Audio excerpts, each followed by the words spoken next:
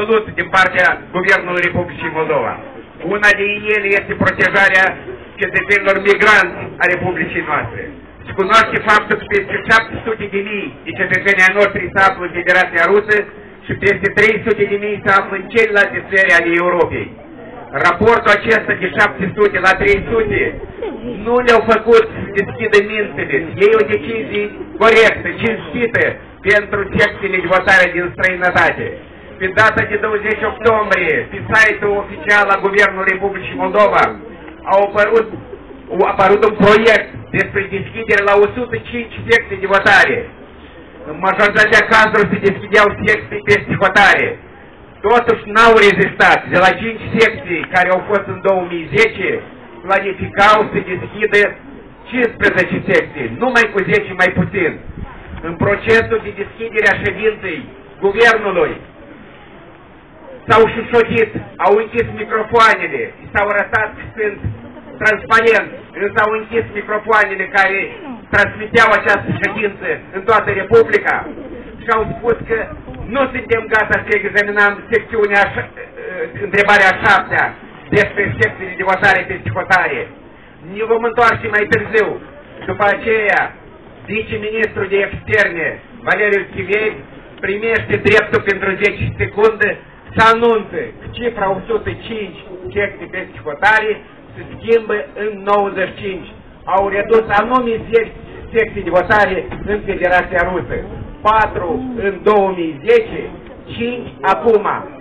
Limita de vot pentru o secție de votare, Comisia Electorală Centrală determină 3.000 de persoane.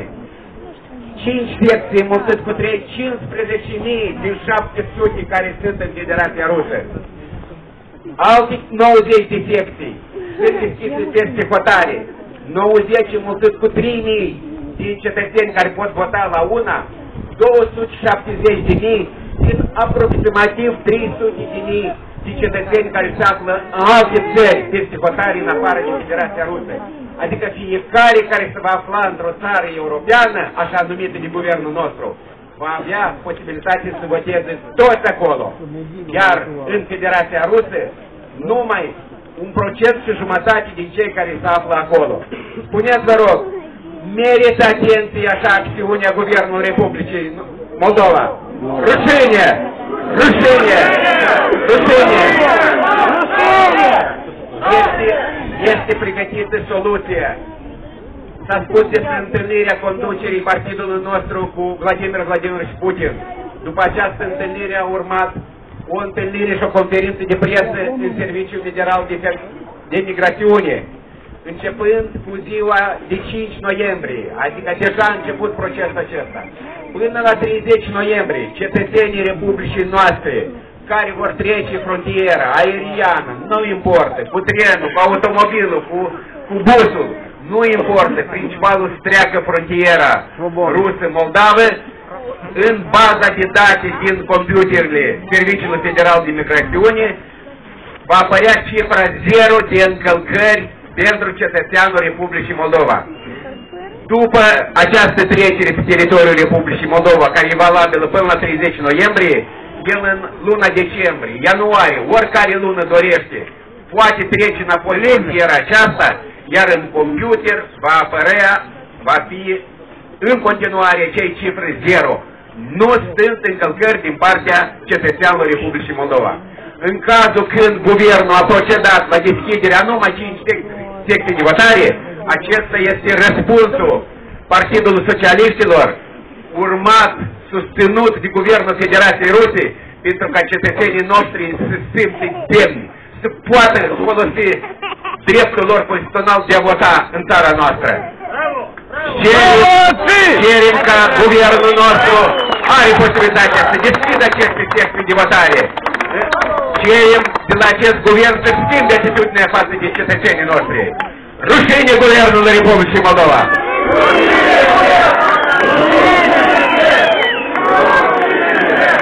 Rușine! Rușine! Rușine! Demisia! Demisia! Demisia! Demisia! Дорогие друзья, а сейчас слово предоставляется руководителю Дубасарской организации, который здесь сегодня находятся наши друзья из Дубасар, Роман Елемянов.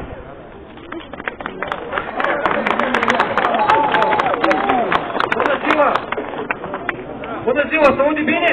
Da! Mă bucur să fiu alături de voi! Mă bucur că a venit acasă!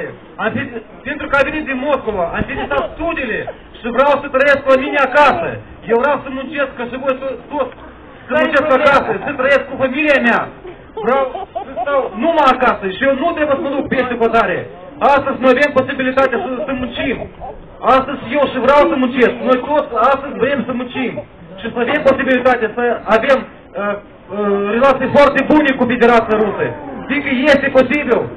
Și noi nu trebuie să rupim aceste relații. Numai în Moldova. Eu vreau să trăiesc în țara mea. Pentru Moldova! Pentru Moldova!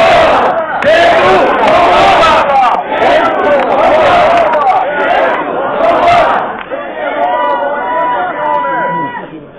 Сейчас слово предоставляется представителю Археева, консилеру районал din Orchei, doamna Lidia Gurițescu.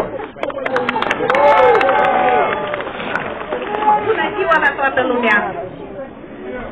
Venim cu adresare către Guvernul Republicii Moldova! Venim cu adresare către președintele Republicii Moldova! Să se întoarcă cu fața la popor! Răbdarea noastră este mare, dar are și limită! Noi, poporul, ne vom răscula dacă dumnealor nu ar lăsa de bunăvoie fotorile. Au uitat de cei oameni, 700.000 de oameni care lucrează în Rusia, nu se gândesc la ei. Noi, poporul, trăim pe spatele acestor oameni. Au salarii, guvernanții, din banii care sunt trimiși pe hotare. Dar guvernul leacă și special leacă ca oamenii Uniunea Europeană întâlnând mâna și împrumutând bani. Dar cine va întoarce banii? Copiilor noștri sunt în datorii, de la cel care s-a născut până la cel care moare. Au datorii. Cum se gândesc ei? Ei s-au îmbogățit. Ei se gândesc numai și numai la copiilor. Copiii noștri termină studii, băieți exces și nu au unde lucra. Vin cu un mesaj către guvernul leacă să gândească și la agricultorii, de la oamenii de la sate care muncesc și n-au unde să realizeze producția. Ei, leacă a promis profesorilor că le va mări salariilor. Minciuni! Numai și numai minciuni! Noi rugăm de bună voie să-și ia jumătarile să ducă de unde au venit! Noi, poporul, acele mici, mame, care au crescut copiii fără tată, plecând hotare să facă un ban ca să ne întresuie.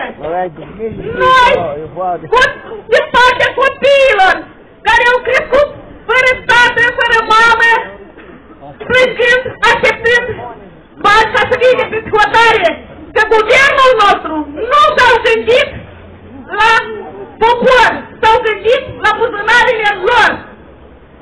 Moldova nu este a noastră, nu este a voastră, dar este a copiilor noștri. Victoria aparține socialiștilor. Vreau să vă spun că am fost din sat în sat, din casă în casă, și mă bucur că suntem primiți cu inima deschisă. Toți spun, noi suntem pentru Rusia.